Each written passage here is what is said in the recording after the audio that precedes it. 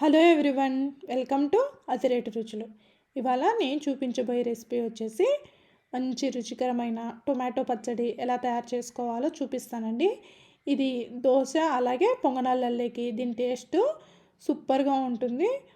మరి ఇది చేసుకోవడం కూడా చాలా ఈజీగా చేసేసుకోవచ్చు. మరి అంత రుచికరమైన టొమాటో పచ్చడి ఎలా తయారు చేసుకోవాలో చూపిస్తాను పదండి. ముందుగా ప్రిపరేషన్లోకి వెళ్ళిపోదాము. స్టవ్ ఆన్ చేసుకొని ప్యాన్ పెట్టుకొని ఇందులోకి 1 టేబుల్ స్పూన్ ఆయిల్ వేసుకోవాలి. ఆయిల్ వేడెక్కిన తర్వాత ఇందులోకి ఒక 10-11 మెంతులు వేసుకోవాలి. మరి ఎక్కువగా వేసుకోవాకండి. అలాగే 1/2 టీ స్పూన్ జీరా వేసుకోవాలి. అలాగే కొంచెం అల్లం ముక్కలు వేసుకొని వీటిని 1 నిమిషం పాటు వేయించుకోవాలి. ఇలా ఒకసారి వేయించుకున్న తర్వాత ఇందులోకి 6 పచ్చిమిర్చి తుంపి వేసుకోవాలి. కారానికి తగ్గట్టుగా వేసుకోండి. మీరు పచ్చిమిర్చి కొంచెం కారం ఎక్కువగా ఉంటే తగ్గించుకొని వేసుకోండి. ఇలా పచ్చిమిర్చి ఇలా తెల్లగా చిటుపట్లాడేంత వరకు వేయించుకోవాలి. ఇలా వేగితే సరిపోతుంది.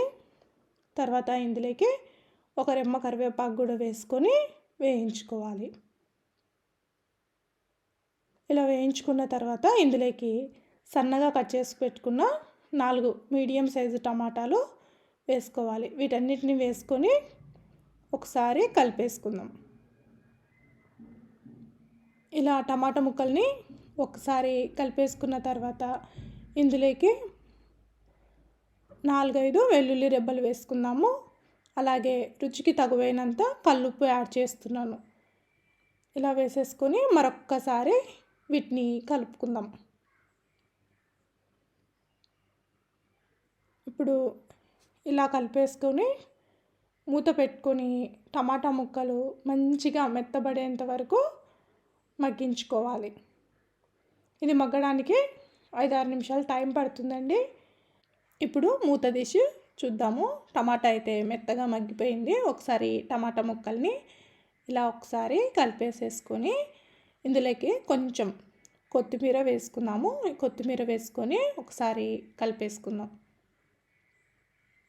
ఇలా కలుపుకున్న తర్వాత ఇందులోకి 1/2 టీ స్పూన్ పసుపు వేసుకుందాము. పసుపు అనేది ఇక్కడ ఆప్షనల్ అండి. మీకు నచ్చితే వేసుకోండి, లేదంటే లేదు. ఇలా వేసేసుకొని మరొక్కసారి వీటిని కలిపేసుకుందాం. ఇలా కలుపుకున్న తర్వాత మూత పెట్టుకొని 1 నిమిషం పాటు వేయించుకుందాము.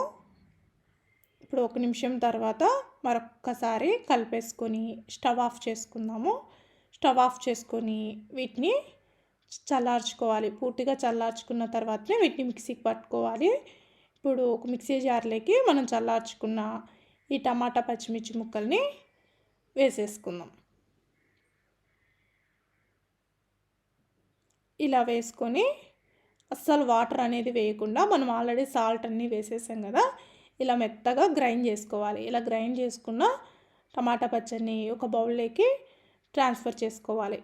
ఇప్పుడు ఇందులోకి పోపును రెడీ చేసుకుందాము. స్టవ్ ఆన్ చేసుకొని ప్యాన్ పెట్టుకొని 1 టేబుల్ స్పూన్ ఆయిల్ వేసుకొని ఆయిల్ వేడెక్కిన తర్వాత 1/2 టీ స్పూన్ జీరా ఆవాలు అలాగే 2 ఎండుమిర్చి కూడా తుంపి వేసుకుంటాము. ఇలా తుంపి వేసుకున్న తర్వాత ఒక రెమ్మ కరివేపాకు కూడా వేసుకొని పోపుని వేయించుకోవాలి. ఇప్పుడు పోపు వేగిన తర్వాత స్టవ్ ఆఫ్ చేసుకొని మనం రెడీ చేసి పెట్టుకున్న టమాటా పచ్చళ్ళలోకి ఈ పోపుని వేసేసుకొని ఒకసారి కలుపుకుంటే టమాటా పచ్చడి అయితే రెడీ అయిపోయిందండి. ఇది పొంగనాలలోకి అయితే దీని టేస్ట్ వేరే లెవెల్లో ఉంటుంది. ఒకసారి మీరు కూడా ట్రై చేసి ఈ రెసిపీ ఎలా వచ్చిందో కామెంట్ చేసి చెప్పండి. మీకు కనుక నా వీడియోస్ నచ్చినట్లయితే లైక్ చేయండి, షేర్ చేయండి, అలాగే కామెంట్ చేయండి. మరిన్ని రెసిపీస్ కోసం అతిరేటు రుచులు ఛానల్ని సబ్స్క్రైబ్ చేసుకోండి. Thank you everyone.